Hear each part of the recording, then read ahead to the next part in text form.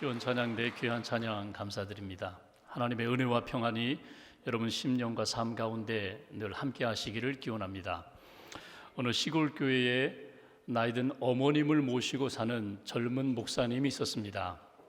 매 주일 제일 앞자리에 앉아 아들 목사를 바라보는 어머니는 늘 행복합니다.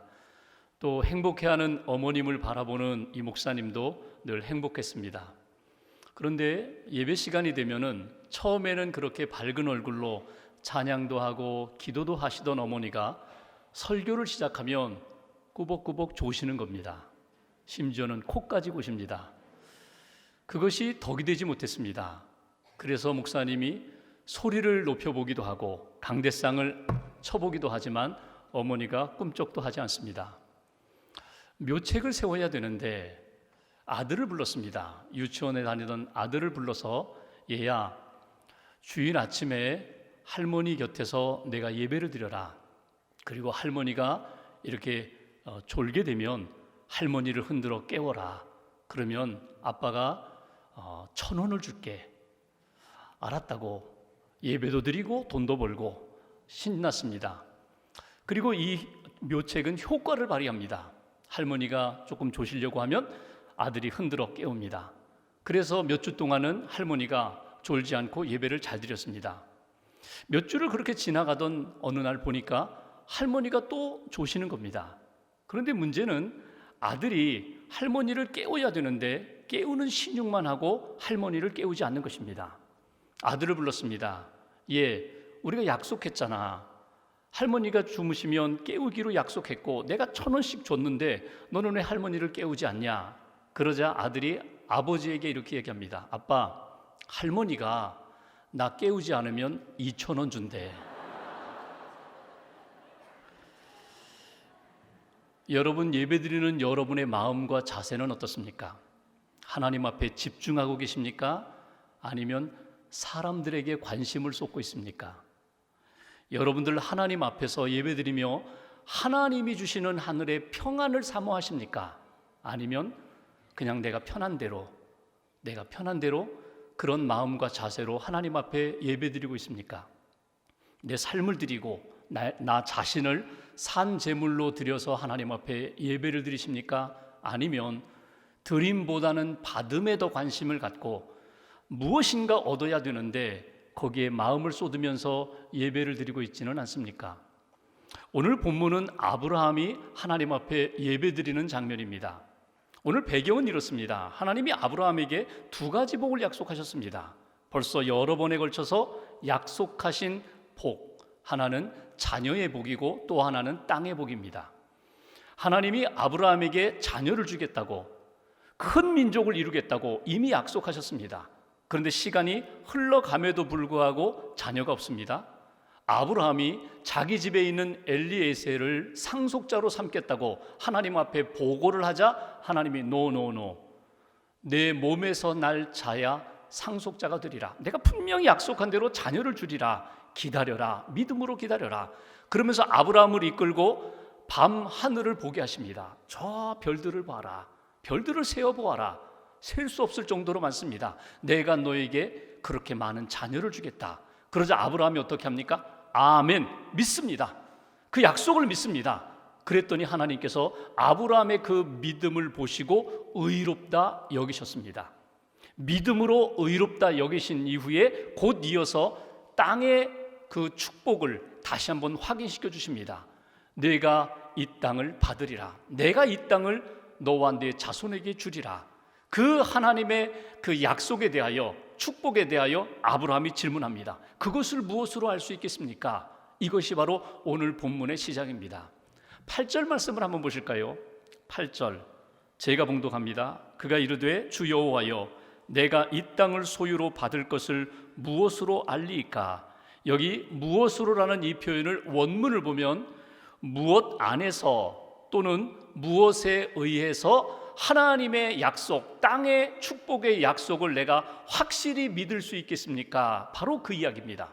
그러니까 아브라함이 안 믿겠다, 못 믿겠다 그 얘기 아니라 믿고 싶습니다. 자녀를 주신다는 그 복의 약속을 제가 아멘으로 그렇게 믿었는데 땅을 주신다는 그 약속도 제가 믿고 싶습니다.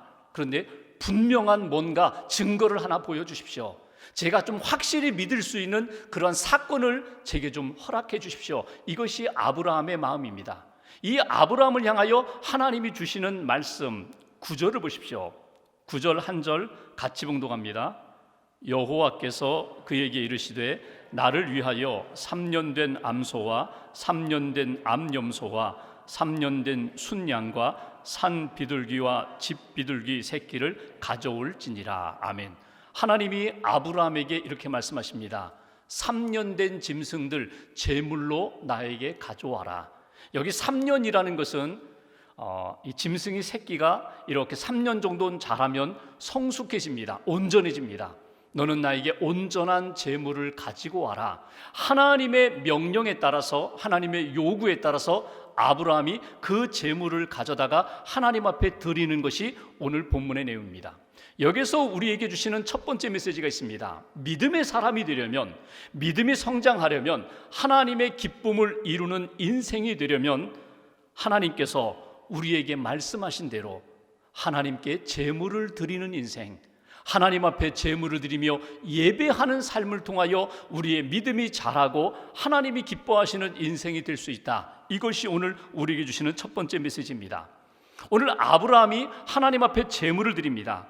그 제물, 가장 소중한 것들 3년 된 짐승들을 드리라고, 그리고 오늘 본문 9절에 보면은 나를 위하여 그 제물을 드리라고, 하나님을 위하여 드리라는 것입니다. 그러니까 예배드리는 나 자신의 기준이 아니라, 내 기분이 아니라 하나님이 말씀하신 대로 하나님의 영광을 위하여, 하나님의 뜻을 위하여 이 제물을 드립니다. 그 마음을 하나님이 원하셨다는 것입니다. 여기 이 말씀을 통하여 내가 드리고 싶은 것, 또 내가 원하는 방법이 아니라 하나님이 요구하시는 대로 하나님이 가장 소중하게 여기시는 것을 하나님이 드리라고 아브라함에게 말씀하셨고, 아브라함이 그렇게 순종하며 하나님 앞에 제물을 드렸다는 것입니다. 그런데 10절 말씀을 보실까요? 아브라함이 제물을 드리는데 그 제물 드리는 방법이 조금 독특합니다. 10절 제가 보겠습니다. 아브라함이 그 모든 것을 가져다가 그 중간을 쪼개고 그 쪼갠 것을 마주 대하여 놓았다. 그리고 새는 쪼개지 아니하였다.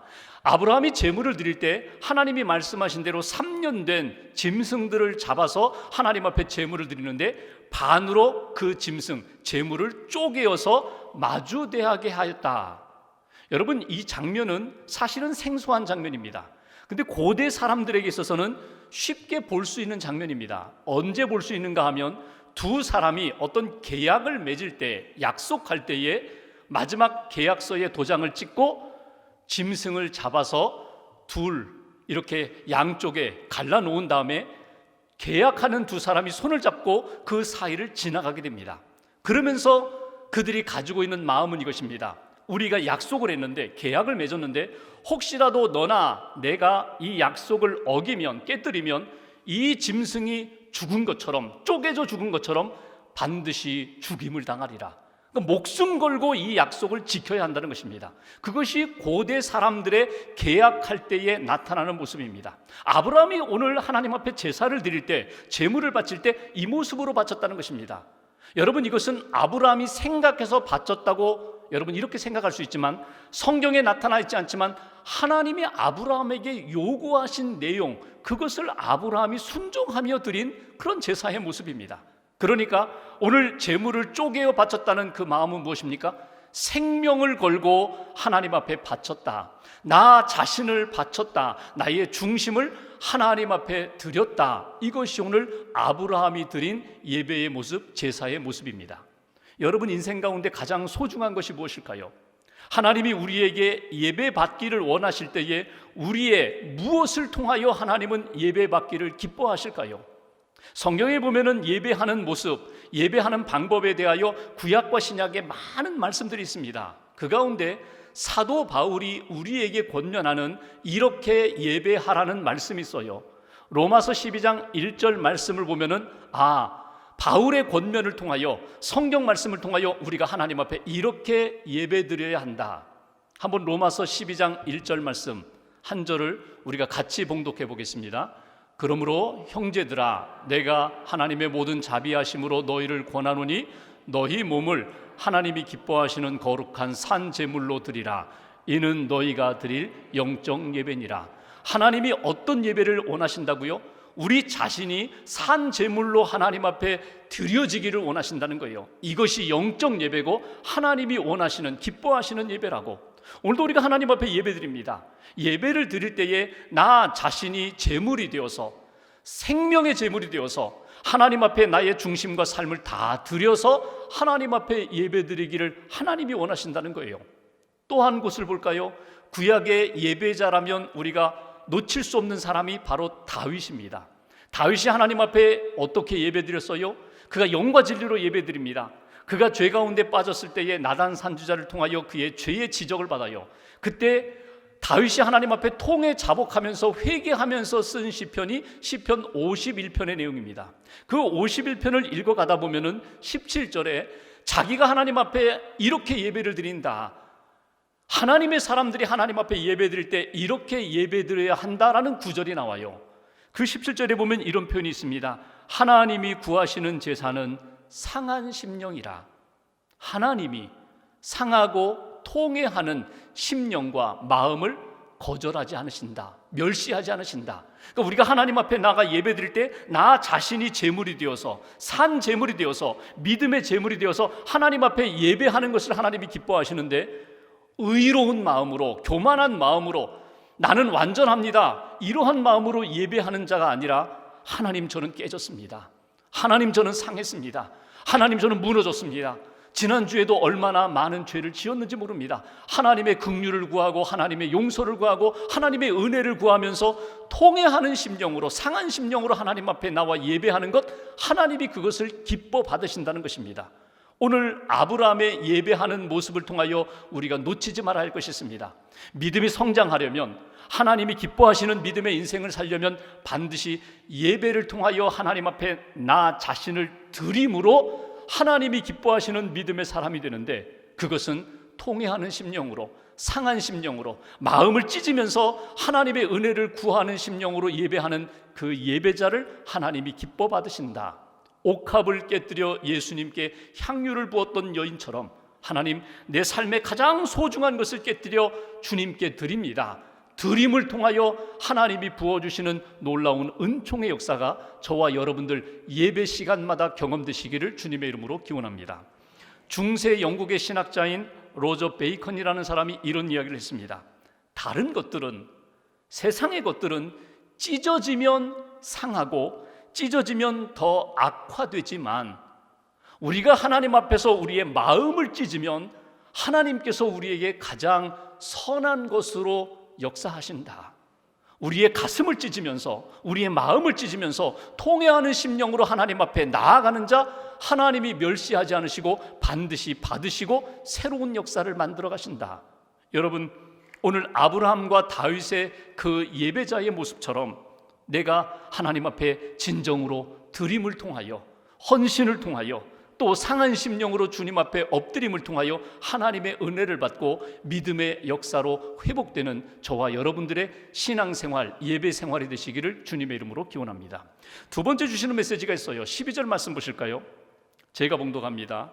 해질 때에 아브라함에게 깊은 잠이 임하고 큰 흑암과 두려움이 그에게 임하더니, 하나님 앞에 제사를 드렸어요, 제물을 드렸어요. 그리고 하나님의 응답을 기다리는데 하나님의 응답이 곧 임하지 않아요. 어두워졌어요. 어두워진 것만이 아니라 그의 마음 가운데 어둠이 찾아왔습니다. 여기 큰 흑암과 두려움이라는 것은 두 가지가 아니라 원문을 보면 한 가지입니다. 큰 흑암의 두려움이에요. 어둠이 찾아오면서부터 자기 안에 몰려들어온 그 무거움, 그 어둠, 두려움이 아브라함의 마음 가운데 가득 찼다는 거예요. 그런데 이 아브라함에게 하나님이 어떻게 응답하시나요? 말씀으로 응답하십니다. 말씀을 듣게 하십니다. 그 말씀이 무엇인가? 두 가지를 말씀하세요. 13절 이하를 보면은 13절의 첫 번째로 내 자손이, 내 후손이 400년 동안 종살이 하리라. 이스라엘 역사에서 애굽에서 430년 종살이 하는 그 역사를 하나님이 아브라함에게 예고해 주십니다. 계시해 주십니다. 또 하나 15절 말씀해 보면 아브라함에게 이렇게 말씀하십니다. 너는 장수하다가 평안히 조상에게로 돌아가 장사될 것이다.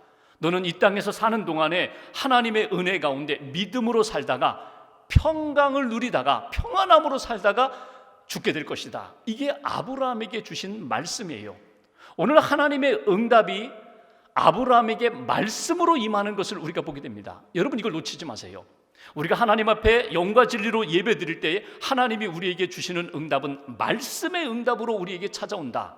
두 번째 메시지, 믿음의 사람이 되려면, 하나님이 기뻐하시는 인생이 되려면 하나님의 말씀을 가볍게 여기지 마시고 놓치지 마시고 말씀을 듣고 그 말씀으로 생명의 역사를 경험하는 저와 여러분 되시기를 주님의 이름으로 기원합니다. 하나님의 말씀을 들으십시오. 하나님의 말씀을 붙잡으십시오. 하나님의 말씀으로 변화되시고 새롭게 되시고 능력의 사람, 믿음의 사람으로 세워지시기를 주님의 이름으로 기원합니다. 우리가 말씀을 한 번 듣고 잊어버릴 때가 많아요. 그때는 참 감격하고 감사하고 능력으로 확신을 가졌는데 시간이 지나가면서 내 기억 속에 그 말씀이 희미해져 갑니다. 그러면 어떻게 하셔야 돼요? 또 말씀을 들으셔야 돼요. 그 말씀을 붙잡으셔야 돼요. 그 말씀을 새기셔야 돼요. 그 말씀으로 오늘과 내일의 삶에 하나님이 이루실 역사에 대하여 믿음으로 나아가셔야 돼요. 여러분, 우리가 지금 살아가면서 왜 불안과 두려움에 빠지게 됩니까? 결국은 미래를 모르기 때문이에요. 나의 내일을 모르기 때문에 10년 후 내가 죽는 날 어떻게 죽을까? 내 자녀들은, 손주들은 앞으로 어떻게 살까? 모르기 때문에 불안하고 두려워요. 그런데 우리가 분명히 알 수 있다면 하나님의 말씀을 통하여 우리의 미래, 끝날 우리의 인생이 어디로 갈지, 우리의 영혼이 어디로 갈지 분명히 듣고 분명히 믿고 살아간다면 여러분, 이 두려움의 문제도 이겨나갈 수 있는 사람이 된다는 거예요. 오늘 아브라함에게 하나님이 말씀하십니다. 내가 너에게 땅을 준다고 약속했지? 그런데 그것이 지금 완성되지 않아. 지금 이루어지지 않아. 어쩌면 몇백 년 흐른 다음에 너의 후손들이 애굽에서 종살이하고 광야 여정을 지나고 그리고 가나안 땅에 들어가서 가나안 7족속을 다 진멸한 다음에 그때 온전히 너에게 약속한 땅의 약속을 성취하리라. 하나님이 하시겠다는 거예요. 고난의 역사가 있고 이해할 수 없는 여러 가지 일들이 일어날지 모르지만 하나님이 약속한 것에 대해서는 반드시 이루어지리라. 그리고 그 약속을 바라보면서 너는 어떻게 살라고요? 평강함으로 살아라. 평안함으로 살아라. 하나님이 주시는 평안 가운데 믿음의 시간을 보내라. 이것이 하나님이 주시는 약속의 말씀입니다. 우리가 창세기 15장을 시작하면서 1절에 하나님이 이미 아브라함에게 말씀하셨어요. 두려워하지 말아라. 나는 너의 방패가 되리라. 두려워하지 말아라. 나는 너의 큰 상급이 되리라. 내가 보호해 주리라. 내가 지켜주리라. 내가 세워주리라. 그런데 시간이 지나면 또 잊어버려요. 그러면 어떻게 해요? 다시금 말씀을 붙잡아야 돼요. 믿음이 하나님 앞에서 생명력을 발휘하려면 끊임없이 말씀을 붙잡고 말씀을 새겨서 내 마음밭에 그 말씀이 뿌리를 내리고 30배, 60배, 100배의 결실을 맺게 합니다. 말씀 자체가 생명력이 있기 때문에, 말씀이 능력이 있기 때문에, 말씀을 받을 때에 내 삶이 변화되기 때문에. 그런데 왜 우리의 믿음이 흔들리고 약해지는가? 제대로 듣지 않아서 그래요. 건성으로 들어서 그래요. 그냥 수박 겉핥기식으로 그냥 알아. 내가 그거 얼마나 내가 많이 그 말씀을 들었는데 그냥 그렇게 흘려보내서 그래요. 말씀을 꼭 붙잡으십시오. 놓치지 마십시오. 특별히 예배하는 시간에 하나님이 주시는 분명한 말씀이 있어요. 때로는 직진하는 거야.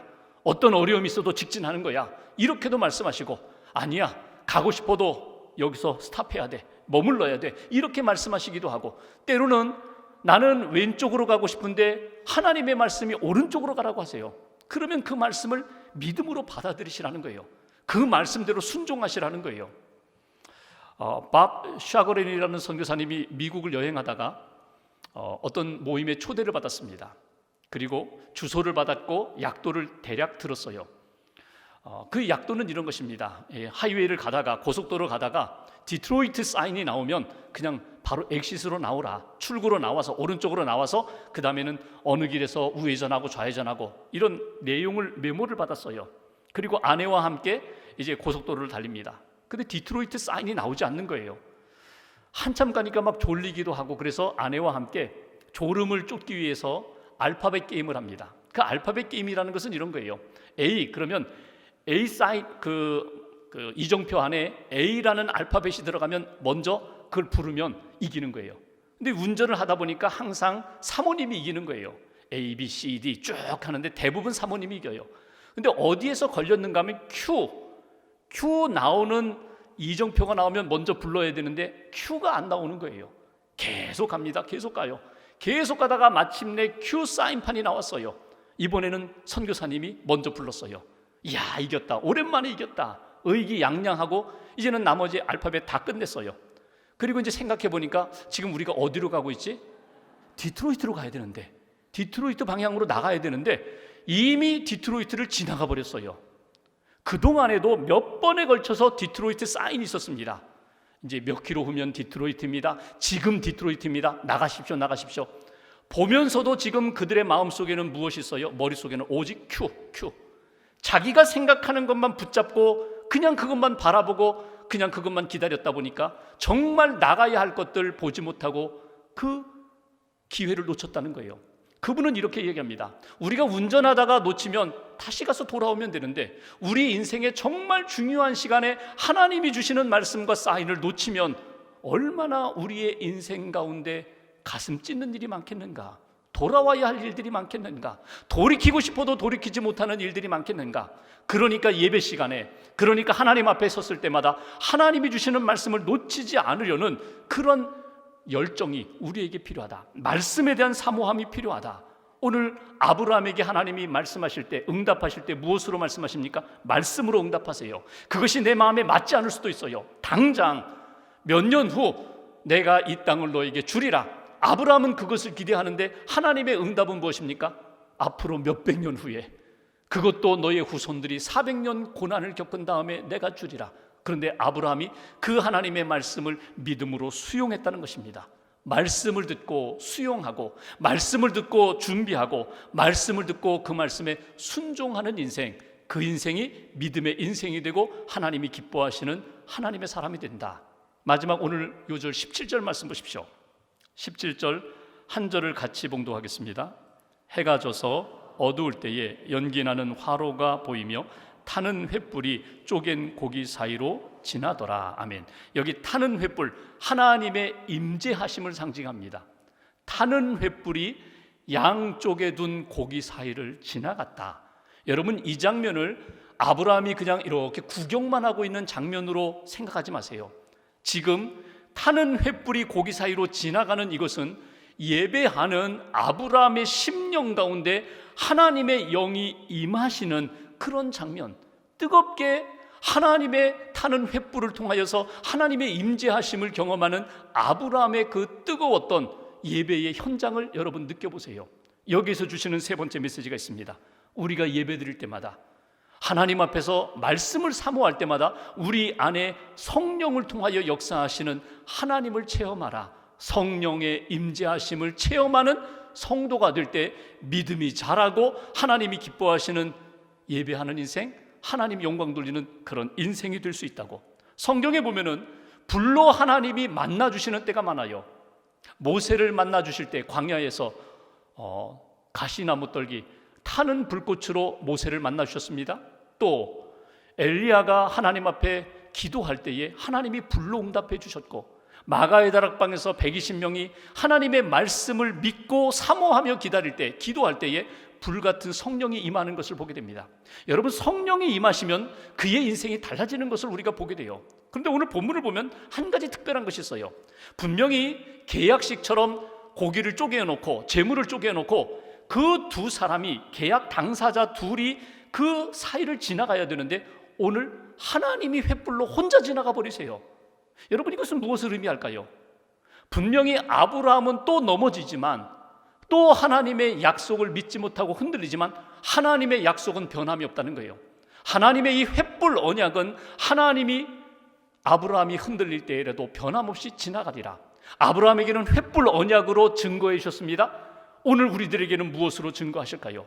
하나님이 이 땅에 육신의 몸으로 오셔서 예수님 십자가 달려 돌아가심으로 십자가에서 자기 몸을 찢으시면서 구원의 역사를 이루신, 보혈을 넣으신 그 역사가 십자가의 복음이 곧 오늘 우리에게 증거가 된다는 거예요. 이 믿음을 가진 사람은 오늘 그 믿음으로 고백할 때마다 성령을 통하여 내적인 증거, 내가 너와 함께한다, 내가 너를 붙들리라, 내가 너에게 능력을 주리라, 하나님이 오늘도 우리에게 그렇게 말씀하신다는 것입니다. 특별히 예배의 현장에, 특별히 기도하는 시간에, 특별히 찬양하는 시간에, 하나님 앞에 집중하는 시간에 하나님이 성령의 임재하심을 통하여 능력의 사람으로, 믿음의 사람으로 세워주신다. 여러분 자신을 한번 돌아보십시오. 여러분 자신이 잘 변하나요? 잘 변화되지 않아요. 저 자신을 보아도 그렇고 사람들을 보아도 변화되기가 쉽지 않아요. 뭐 3살 버릇이 80까지 간다고 그 사람의 성격, 그 사람의 기질, 그 사람의 습관 잘 변화되지 않아요. 그런데 변화되는 계기가 있습니다. 그때가 언제인지 아세요? 성령의 역사를 경험하면 사람이 변화됩니다. 예배드리면서 하나님이 내 안에 오셔서 나를 확 뒤집어 놓을 때가 있거든요. 나를 붙잡아 이끌어 가실 때가 있거든요. 성령의 역사, 성령의 임재하심, 능력을 경험하면 내가 변화시키고자 했지만 변화되지 않는 것들이 변화된다는 거예요. 하나님의 영, 성령님의 역사가 그렇게 나타납니다. 오늘 예배드리면서 말씀과 성령으로 역사하시는 주님의 은혜를 받는, 그리고 새 생명으로, 새 역사로 변화되는 그런 은혜가 저와 여러분들 가운데 있기를 주의 이름으로 기원합니다. 한 사람 소개하고 말씀 마무리하죠. 아델라이데 폴라드라는 여성이 있습니다. 공부 많이 했어요. 그리고 보스턴의 한 대학의 교수로 지냈던 사람입니다. 이 여성이 어느 날 몸이 아파오는 거예요. 크리스찬이긴 크리스찬인데, 교회는 잘 다니는데 그냥 구원의 확신은 없고 교회를 다니던 이 여성이 몸이 아파오기 시작하니까 그때부터 제대로 된 기도를 하기 시작합니다.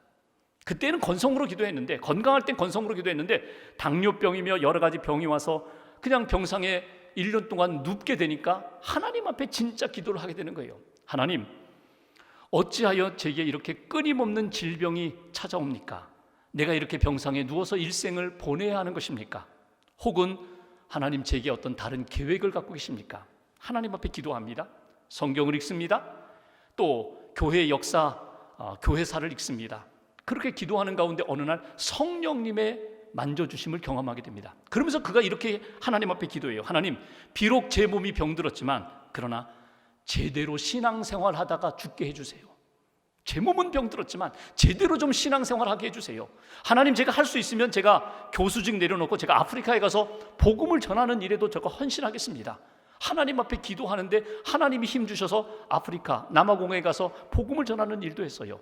하나님이 주신 그 은혜, 그 감격, 그 성령의 역사하심을 체험하면서 그가 지은 찬송시 한 편이 있습니다. 아주 짧은 시예요. 우리 찬송가 425장 찬송시. 주님의 뜻을 이루소서 고요한 중에 기다리니 진흙과 같은 날 빚으사 주님의 형상 만드소서. 4절 가사는 이렇습니다. 주님의 뜻을 이루소서 온전히 나를 주장하사 주님과 함께 동행함을 만민이 알게 하옵소서. 모든 사람이, 야, 저 사람은 주님의 사람이야, 성령의 사람이야. 스스로는 만들 수 없는 일들을 성령님이 임하게 되니까 강건해지고, 성령이 임하니까 능력의 사람이 되고, 성령이 임하게 되니까 빛의 역사를 만드는 사람이 되었어. 그의 고백대로 그의 인생 그렇게 살다가 하나님의 부름을 받았습니다. 여러분, 오늘 아브라함의 예배의 현장 속에서 여러분의 예배 생활을 다시 한번 돌아보시면 좋겠습니다. 나는 하나님 앞에 무엇을 드리고 있는가? 나는 하나님 앞에서 무엇을 듣고 있는가? 무엇을 받고 있는가? 나는 예배 시간에 성령님의 역사에 내가 동참하고 있는가? 체험하고 있는가? 그 은혜 가운데 하나님의 임재하심 속에 새로워지고 있는가?